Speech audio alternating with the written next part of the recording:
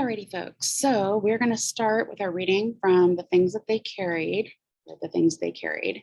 The prologue to this, or the little after the dedication, this book is essentially different from any other that has been published concerning the late war and any of its incidents. For those who have had any such experience as the author will see its truthfulness at once. And all other readers, it is commended as a statement of actual things by one who experienced them to the fullest. So this is a person who's writing this who is saying that basically, even though this is a piece of fiction or not necessarily the truth, it's more along the lines of what we would call creative nonfiction, which means we're taking something that we know and that we've lived through, and we're kind of changing the characters and things to make it more meaningful and to protect the names of the people who were actually there. Okay, so here we are, beginning of chapter 1. Hopefully you're seeing this on your screen. And once again, he's going to talk about things that they carried. He's going to talk about things, actual things, and eventually he's going to talk about metaphorical things, or kind of that emotional baggage that we carry along in life. And both of them weigh something. I think you can understand if you have something that you did that really you feel really bad about, you're going to carry that along with you. If you have fear in a situation, you are taking that fear along with you. And it can weigh something, if not actually on your person, but on your soul or on your heart. Okay, so the other thing that's kind of weird about this book is he does tend to kind of start talking about something and then go back and talk about it again, but you're hearing something a little bit different. The action moves a little bit further forward, or it focuses on a different character. And I'll try to keep that in mind as we go along. All right, so the things they carried. First Lieutenant Jimmy Cross carried letters from a girl named Martha, a junior at Mount Sebastian College in New Jersey.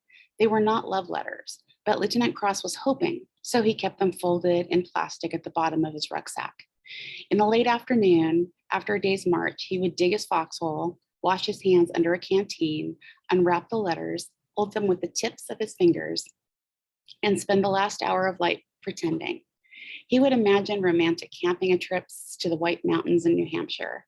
He would sometimes taste the envelope flaps, knowing her tongue had been there. More than anything, he wanted Martha to love him as he loved her. But the letters were mostly chatty, elusive on the matter of love. She was a virgin, he was almost sure. She was an English major at Mount Sebastian, and she wrote beautifully about her professors and roommates and midterm exams, about her respect for Chaucer, and her great affection for Virginia Woolf. She often quoted lines of poetry. She never mentioned the war, except to say, "Jimmy, take care of yourself." The letters weighed 4 ounces. They were signed Love Martha, but Lieutenant Cross understood that love was only a way of signing and did not mean what he sometimes pretended it meant. At dusk, he would carefully return the letters to his rucksack. Slowly, a bit distracted, he would get up and move among his men, checking the perimeter. Then at full dark, he would return to his hole and watch the night and wonder if Martha was a virgin. The things they carried were largely determined by necessity. Among the necessities, or near necessities, were P38 can openers, pocket knives, heat tabs, wristwatches, dog tags, mosquito repellent, chewing gum, candy, cigarettes, salt tablets, packets of Kool-Aid, lighters, matches, sewing kits, military payment certificates, C rations, which were kind of the pre-runners to MREs, or meals ready to eat, and 2 or 3 canteens of water. Together, these items weighed between 12 and 18 pounds, depending upon a man's habits or rate of metabolism. Henry Dobbins, who was a big man, carried extra rations. He was especially fond of canned peaches and heavy syrup over pound cake. Dave Jensen, who practiced field hygiene, carried a toothbrush, dental floss, and several hotel-sized bars of soap he'd stolen in R&R in Sydney, Australia, R&R being relaxation and restoration. Ted Lavender, who was scared, carried tranquilizers until he was shot in the head outside a village of Tonki in mid-April. By necessity, and because it was SOP, standard operating procedure, they all carried steel helmets that weighed 5 pounds, including the liner and camouflage cover. They carried the standard fatigue jackets and trousers. Very few carried underwear. On their feet, they carried jungle boots, 2.1 pounds, and Dave Jensen carried 3 pairs of socks and a can of Dr. Scholl's foot powder as a precaution against trench foot. Until he was shot, Ted Lavender carried 6 or 7 ounces of premium dope, which for him was a necessity. Mitchell Sanders, the RTO, carried condoms. Norman Bowker carried a diary. Rat Kiley carried comic books. Kiowa, a devout Baptist, carried an illustrated New Testament that had been presented to him by his father, who taught Sunday school in Oklahoma City, Oklahoma. As a hedge against bad times, however, Kiowa also carried his grandmother's distrust of the white man, his grandfather's old hunting hatchet. Necessity dictated. Because the land was mined and booby-trapped, it was SOP for each man to carry a steel-centered, nylon-covered flak jacket, which weighed 6.7 pounds, but which on hot days seemed much heavier. Because you could die so quickly, each man carried at least one large compress bandage, usually in the helmet band for easy access. Because the nights were cold and because the monsoons were wet, each carried a green plastic poncho that could be used as a raincoat or a ground sheet or a makeshift tent. With its quilted liner, the poncho weighed almost 2 pounds, but it was worth every ounce. In April, for instance, when Ted Lavender was shot, they used his poncho to wrap him up and carry him across the paddy, and then lift him into the chopper that took him away. They were called legs or grunts. To carry something was to hump it, as when Lieutenant Jimmy Cross humped his love for Martha up the hills and through the swamps. In its intransitive form, to hump means to walk or to march, but it implied burdens far beyond the intransitive. Almost everyone humped photographs. In his wallet, Lieutenant Cross carried 2 photographs of Martha. The first was a Kodacolor snapshot signed Love, though he knew better. She stood against a brick wall. Her eyes were gray and neutral, her lips slightly opened as she stared straight on at the camera. At night, sometimes, Lieutenant Cross wondered who had taken that picture, because he knew she had boyfriends, because he loved her so much, and because he could see the shadow of the picture taker spreading out against the brick wall. The second photograph had been clipped from a 1968 Mount Sebastian yearbook. It was an action shot, women's volleyball, and Martha was bent horizontal to the floor, reaching the palms of her hands in sharp focus, the tongue taut, the expression frank and competitive. There was no visible sweat. She wore white gym shorts. Her legs, he thought, were almost certainly the legs of a virgin, dry and without hair. Then left knee cocked and carrying her entire weight, which was just over 117 pounds. Lieutenant Cross remembered touching that left knee. A dark theater, he remembered, and the movie was Bonnie and Clyde. And Martha wore a tweed skirt, and during the final scene, when he touched her knee, she turned and looked at him in a sad, sober way that made him pull his hand back. But he would always remember the feel of that tweed skirt and the knee beneath it, and the sound of gunfire that killed Bonnie and Clyde. How embarrassing it was, how slow and oppressive. He remembered kissing her goodnight at the dorm door. Right then, he thought, he should have done something brave. He should have carried her up the stairs to her room, tied her to the bed, and touched that left knee all night long. He should have risked it. Whatever he looked at the photographs, he thought of new things he should have done. What they carried was partly a function of rank, partly a field specialty. As a first lieutenant and platoon leader, Jimmy Cross carried a compass, maps, code books, binoculars, and a .45 caliber pistol that weighed 2.9 pounds fully loaded. He carried a strobe light and the responsibility of the lives of his men. As an RTO, a radio officer, Mitchell Sanders carried the PRC-25 radio, a killer, 26 pounds with its battery. As a medic, Rat Kiley carried canvas satchel filled with morphine and plasma and malaria tablets and surgical tape and comic books and all the things a medic must carry, including M&Ms for especially bad wounds, for a total of nearly 18 pounds. As a big man, therefore a machine gunner, Henry Dobbins carried the M60, which weighed 23 pounds unloaded, but which almost always loaded, In addition, Dobbins carried between 10 and 15 pounds of ammunition draped in belts across his chest and shoulders. As a PFC or a Spec 4, most of them were common fronts and carried the standard M16 gas-operated assault rifle. The weapon weighed 7.5 pounds unloaded, 8.2 pounds with its full 20-round magazine. Depending on numerous factors such as topography, in other words, the level or non-level of the land, and psychology, the riflemen carried between 12 to 20 magazines, usually in cloth bandoliers, adding another 8.4 pounds at minimum, 14 pounds at maximum.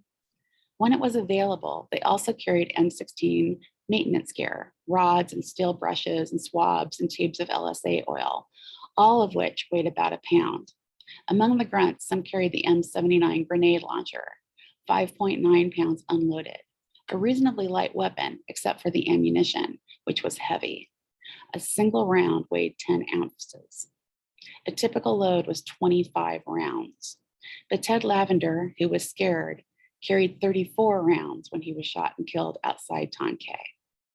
And he went down under an exceptional burden, more than 20 pounds of ammunition, plus the flak jacket and helmet, and rations and water and toilet paper and tranquilizers and all the rest, plus the unweighed fear. He was dead weight.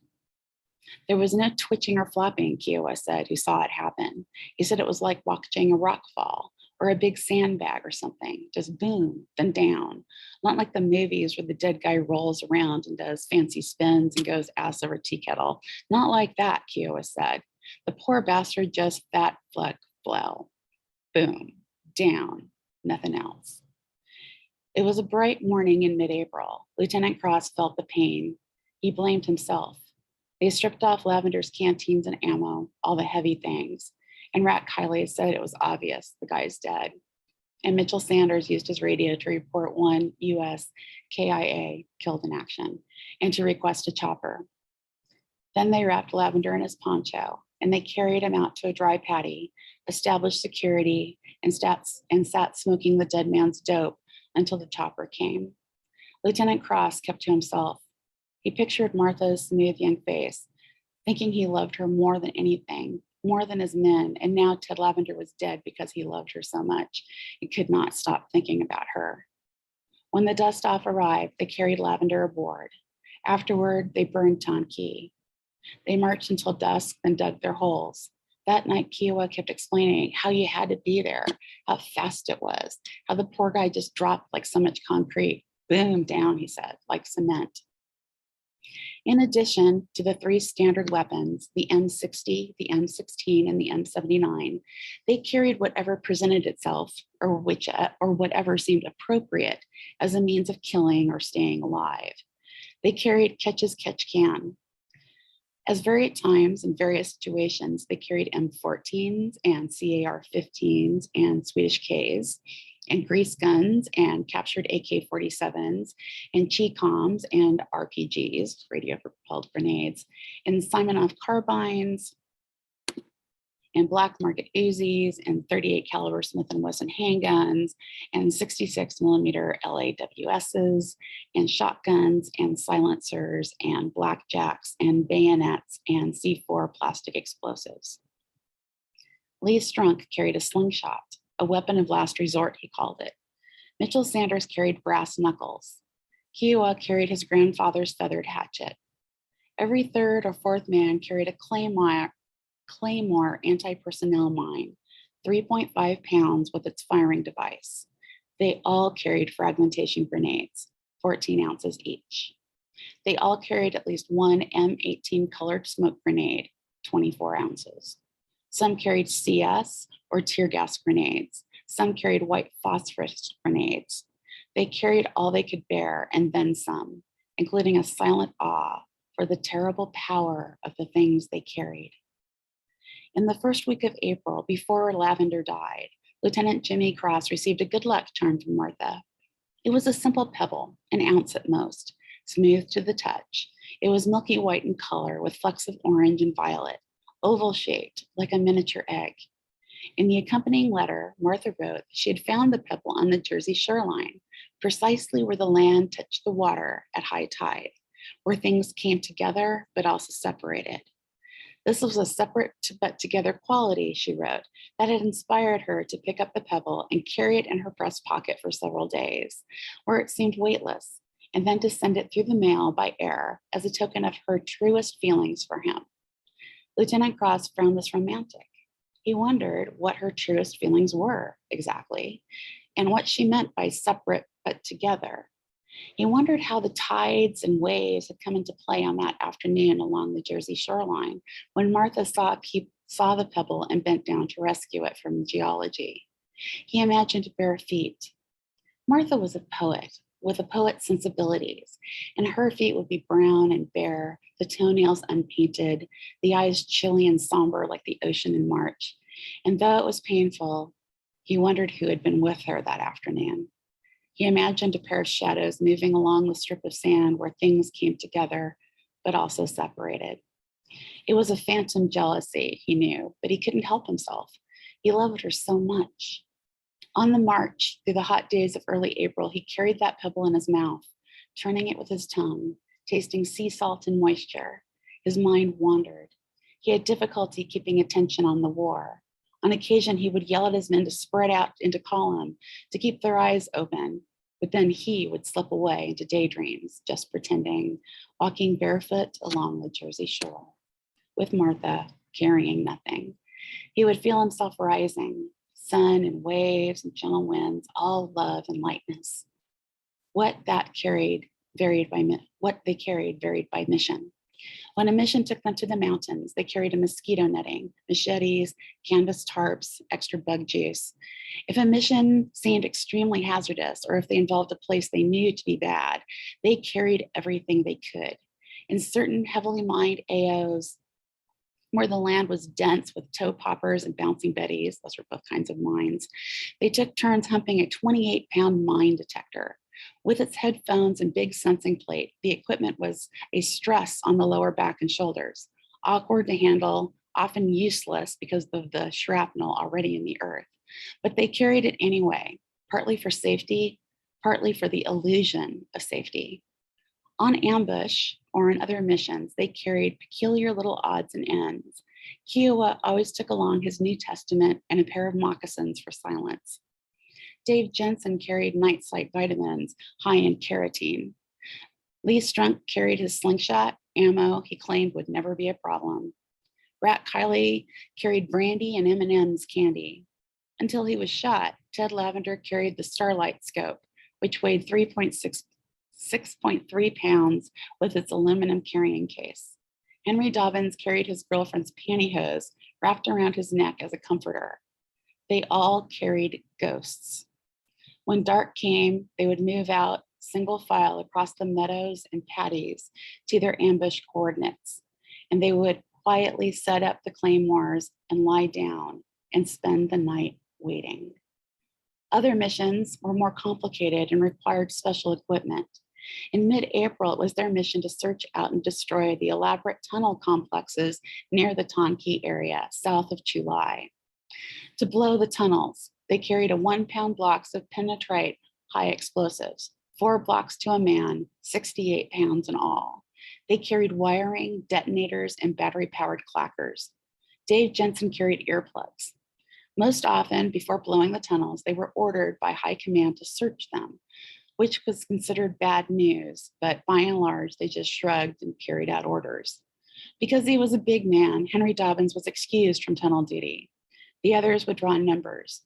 Before Lavender died, there were 17 men in the platoon, and whoever drew the number 17 would strip off his gear and crawl in head first with a flashlight and Lieutenant Cross's 45 caliber pistol. The rest of them would fan out as security. They would sit down or kneel, not facing the hole, listening to the ground beneath them, imagining cobwebs and ghosts, whatever was down there, the tunnel walls squeezing in, how the flashlight seemed impossibly heavy in the hand, and how it was tunnel vision in the very strictest sense, compression in all ways, even time, how you had to wiggle in ass and elbows, a swallowed up feeling, and how you found yourself worrying about odd things. Will your flashlight go dead? Do rats carry rabies? If you screamed, how far would the sound carry? Would your buddies hear it? Would they have the courage to drag you out? In some respects, though not many, the waiting was worse than the tunnel itself. Imagination was a killer. On April 16th, when Lee Strunk drew number 17, he laughed and muttered something and went down quickly. The morning was hot and very still. Not good, Kiowa said. He looked at the tunnel opening, then out across the dry paddy toward the village of Tonki. Nothing moved, no clouds or birds or people. As they waited, the men smoked and drank Kool-Aid, not talking much, feeling sympathy for Lee Strunk, but also feeling the luck of the draw. You win some, you lose some, said Mitchell Sanders, and sometimes you settle for a rain check. It was a tired line, and no one laughed. Henry Dobbins ate a tropical chocolate bar. Ted Lavender popped a tranquilizer and went off to pee. After 5 minutes, Lieutenant Jimmy Cross had moved to the tunnel, leaned down, and examined the darkness. Trouble, he thought, a cave-in maybe, and then suddenly, without willing it, he was thinking about Martha. The stresses and fractures, the quick collapse of the two of them buried alive under all that weight. Dense, crushing love. Kneeling, watching the whole, he tried to concentrate on Lee Strunk and the war, all the dangers, but his love was too much for him. He felt paralyzed. He wanted to sleep inside her lungs and breathe her blood and be smothered. He wanted her to be a virgin and not a virgin all at once. He wanted to know her, intimate secrets. Why poetry? Why so sad? Why the grayness in her eyes? Why so alone? Not lonely, just alone, riding her bike across campus or sitting off by herself in the cafeteria. Even dancing, she danced alone. And it was the aloneness that filled him with love. He remembered telling her that one evening, how she nodded and looked away, and how later when he kissed her, she received the kiss without returning it, her eyes wide open, not afraid, not a virgin's eyes, just flat and uninvolved. Lieutenant Cross gazed at the tunnel, but he was not there. He was buried with Martha under the white sand of the Jersey shore. They were pressed together, and the pebble in his mouth was her tongue. He was smiling. Vaguely, he was aware of how quiet the day was, the sullen patties, yet he could not bring himself to worry about the matters of security. He was beyond that. He was just a kid at war and love. He was 24 years old. He couldn't help it. After a few moments later, Lee Strunk crawled out of the tunnel. He came up grinning, filthy but alive. Lieutenant Cross nodded and closed his eyes while the others clapped Strunk on the back and made jokes about rising from the dead. Worms, Rat Kiley said, right out of the grave, fucking zombie. The men laughed. They all felt relief. Spook City, said Mitchell Sanders. Lee Strunk was a funny ghost sound. Lee Strunk made a funny ghost sound, a kind of moaning, and yet very happy. Right then, when Lee Strunk made that high, happy moaning sound and went, ooh, right then Ted Lavender was shot in the head on his way back from peeing. He lay with his mouth open. The teeth were broken. There was a swollen black bruise under his left eye. The cheekbone was gone. Oh shit, Rat Kiley said. The guy's dead. The guy's dead, he kept saying, which seemed profound. The guy's dead. I mean, really. The things they carried were determined to some extent by superstition. Lieutenant Cross carried his good luck pebble. Dave Jensen carried a rabbit's foot. Norman Bowker, otherwise a very gentle person, carried a thumb that had presented to him as a gift by Mitchell Sanders. The thumb was dark brown, rubbery to the touch, and weighed 3 ounces at most. It had been cut from a VC corpse, a boy of 15 or 16. They'd found him at the bottom of an irrigation ditch, badly burned, flies in the mouth and eyes. The boy wore black shorts and sandals. At the time of his death, he'd been carrying a pouch of rice, a rifle, and 3 magazines of ammunition. You want my opinion, Mitchell Sanders said? There's a definite moral here. He put his hand on the dead boy's wrist. It was quiet for a time, as if counting a pulse. He then patted the stomach, almost affectionately, and used Kiowa's hunting hatchet to remove the thumb. Henry Dobbins asked what the moral was. Moral? You know, moral. Sanders wrapped the thumb in toilet paper and handed it across to Norman Bowker. There was no blood.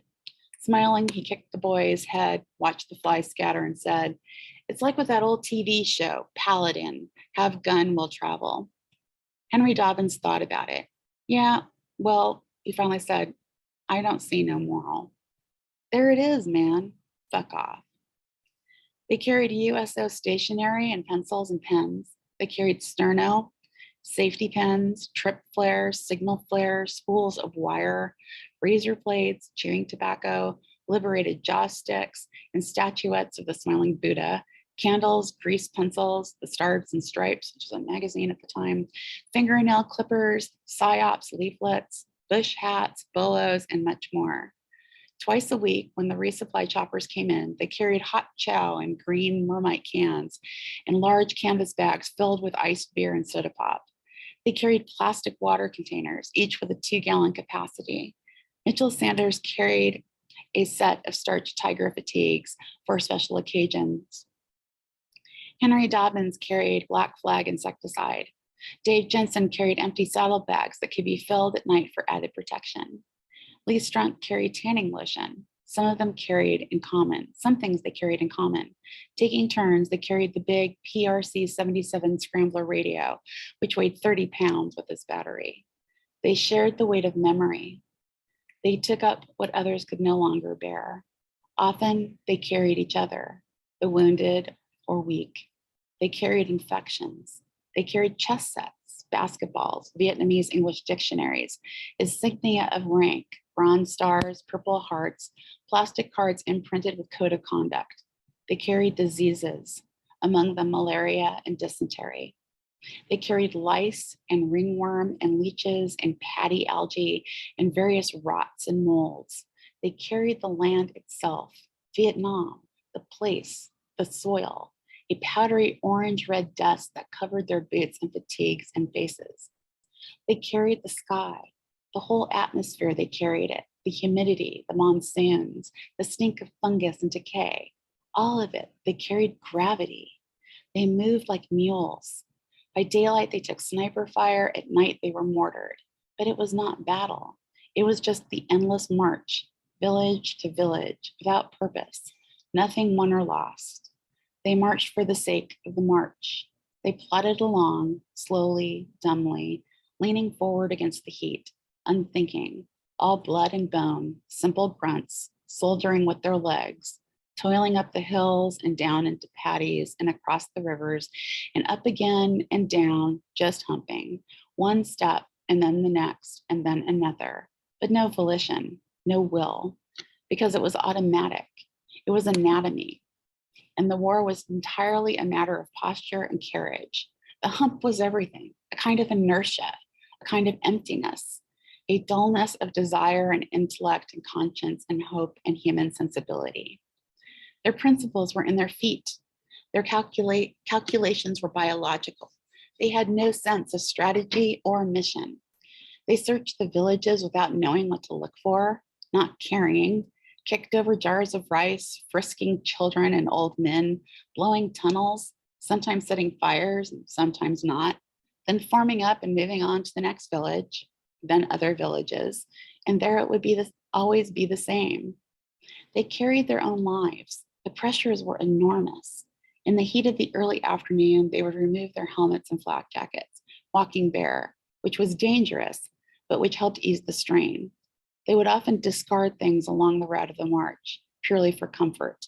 They would throw away rations, blow their claymores and grenades, no matter, because by nightfall, the resupply choppers would arrive with more of the same. Then a day or two later, still more, fresh watermelons and crates of ammunition and sunglasses and woolen sweaters. The resources were stunning. Sparklers for the 4th of July, colored eggs for Easter. It was the great American war chest. The fruits of science, the smokestacks, the canneries, the arsenals at Hartford, the Minnesota forests, the machine shops, the vast fields of corn and wheat. They carried like freight trains. They carried it on the backs and shoulders, and all for the ambiguities of Vietnam, all the mysteries and unknowns. There was at least the single abiding certainty that they would never be at a loss for things to carry. After the chopper took Lavender away, Lieutenant Jimmy Cross led his men to the village of Tonke.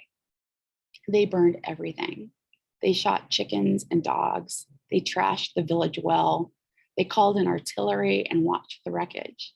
And they marched for several hours through the hot afternoon. And then at dusk, while Kiowa explained how Lavender died, Lieutenant Cross found himself trembling. He tried not to cry. With his entrenching tool, which weighed 5 pounds, he began digging a hole in the earth. He felt shame. He hated himself. He had loved Martha more than his men, and as a consequence, Lavender was now dead. And this was something he would have to carry, like a stone in his stomach for the rest of the war.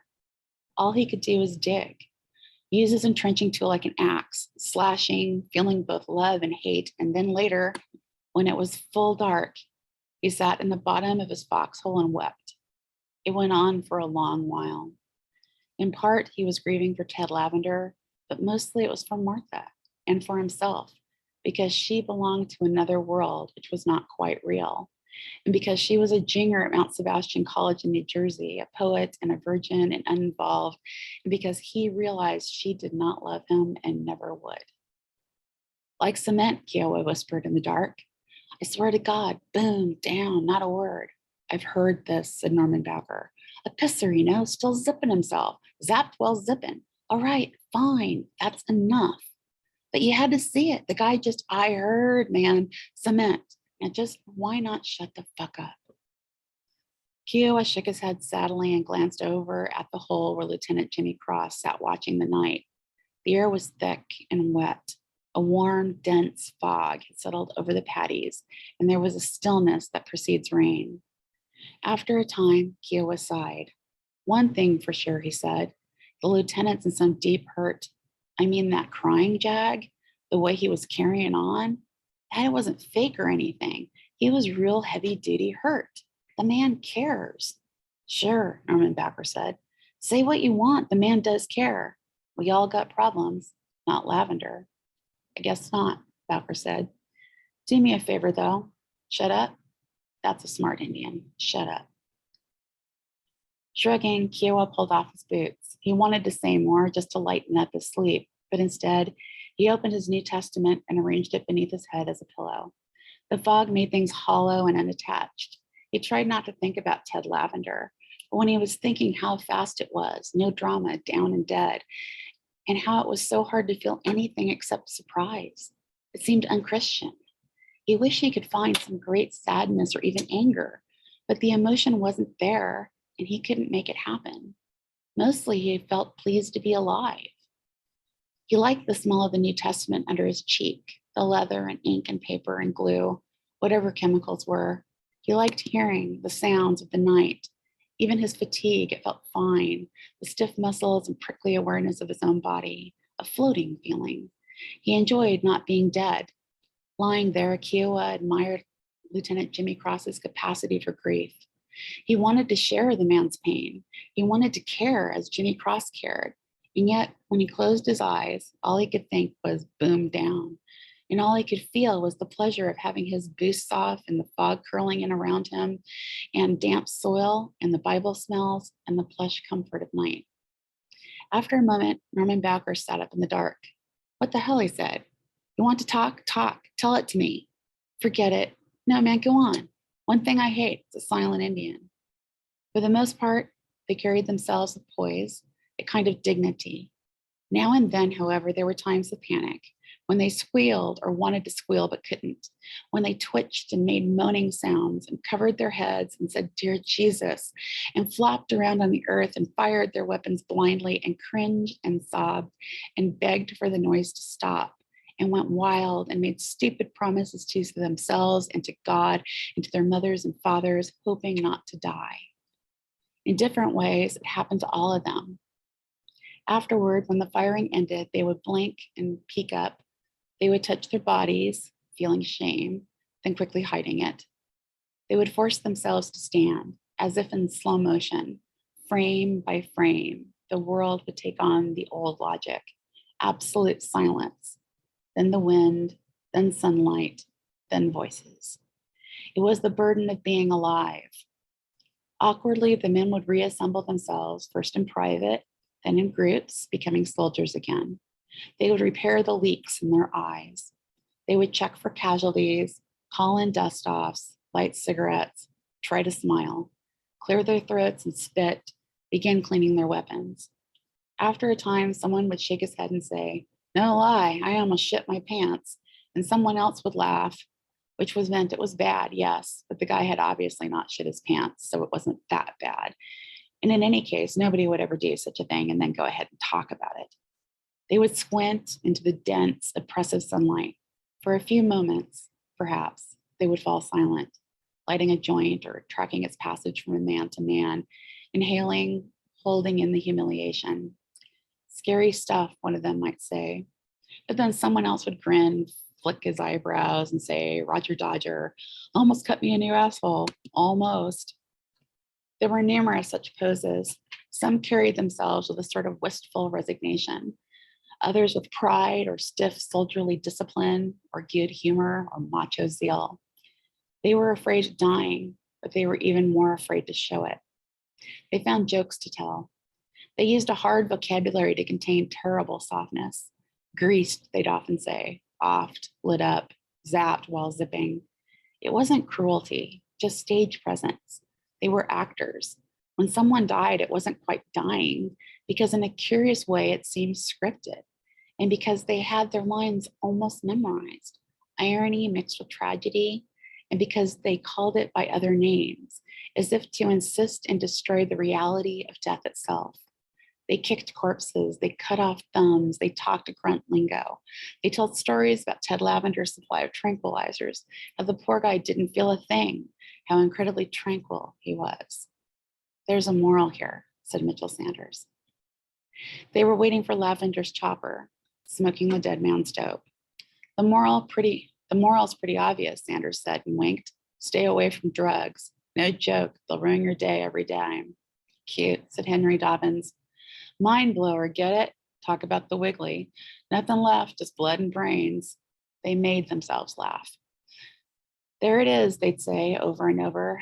"There it is, my friend, there it is," as if the reputation itself were an act of poise, a balance between crazy and almost crazy, knowing without going, "There it is," which meant be cool, let it ride, because, oh yeah, man, you can't change what you can't be changed. There it is. And there and absolutely and positively fucking well is.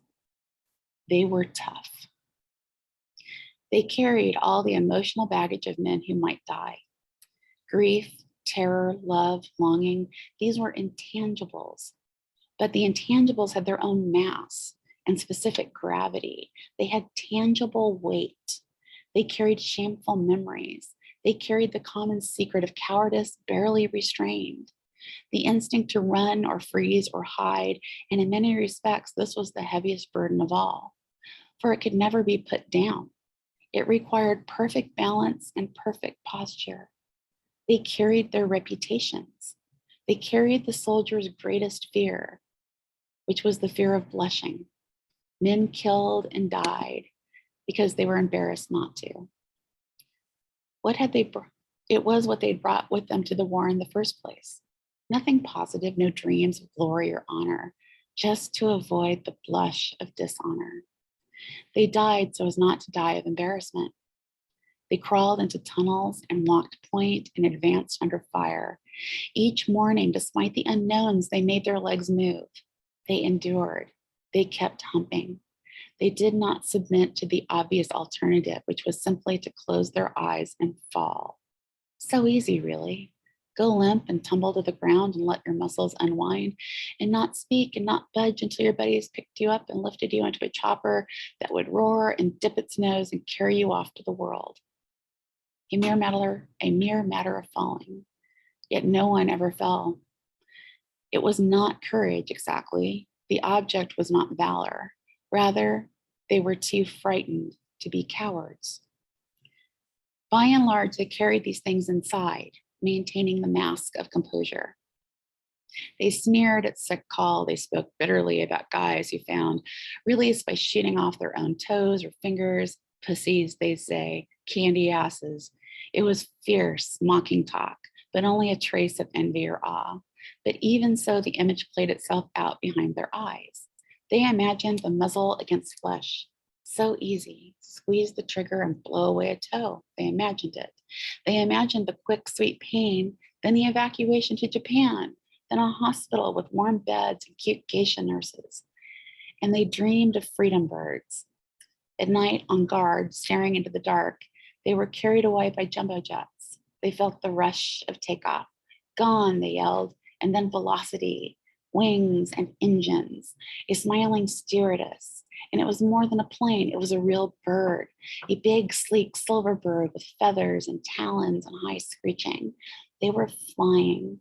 The weights fell off. There was nothing to bear. They laughed and held on tight, feeling the cold slap of wind and altitude, soaring, thinking, it's over, I'm gone. They were naked. They were light and free. It was all lightness, bright and fast and buoyant, light as a helium buzz in the brain, a giddy bubbling in the lungs as they were taken up over the clouds and the war, beyond duty, beyond gravity and mortification and global entanglements. Senoi, they yelled. I'm sorry, motherfuckers, but I'm out of it. I'm goofed. I'm on space cruise. I'm gone. And it was restful, unencumbered sensation, just riding the light waves, sailing that big freedom bird over the mountains and oceans, over America, over farms and great sleeping cities and cemeteries and highways and the golden arches of McDonald's. It was a flight, a kind of feeling, a kind of falling higher and higher, spinning off the edge of the earth and beyond the sun and through the vast silent vacuum where there were no burdens and where everything weighed exactly nothing. Gone, they screamed. I'm sorry, but I'm gone. And so at night, not quite dreaming, they gave themselves over to the lightness. They were carried. They were purely born. On the morning after Ted Lavender died, First Lieutenant Jimmy Cross crouched at the bottom of my phone's ringing, so I need to pause this. Pause this. Okay, hello. Yeah, yes.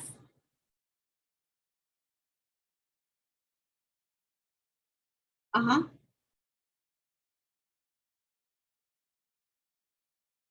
Yes, it will automatically. Mm-hmm. Sure, bye.